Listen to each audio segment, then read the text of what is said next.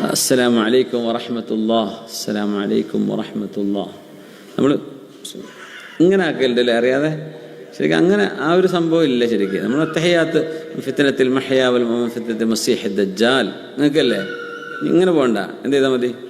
നേരെ ഷോൾഡർ തിരിയരുത്. അസ്സലാമു അലൈക്കും വറഹ്മത്തുള്ളാഹി. മുഖമാണ് തിരിയുക. എന്നിട്ട് നേരെ വന്ന് അസ്സലാമു അലൈക്കും വറഹ്മത്തുള്ളാഹി. നമ്മുടെ ഇടത്തെ കവിള് അവിടത്തൊരു കാണും. ആദ്യത്തെ സലാമി വലത്തെ കവിള് ബാക്കിലൊരു കാണാൻ പറ്റണം. ബാക്കിൽ ആളുണ്ടെങ്കിൽ ആളെ നിർത്തൽ നിർബന്ധമൊന്നുമില്ല. കവിളങ്ങനെ കാണണം. ഷോൾഡർ എങ്ങനെ ആവരുത്? ഇങ്ങനെ പോവരുത്. ഇങ്ങനെയല്ല സലാം. ഷോൾഡർ അനങ്ങരുത്.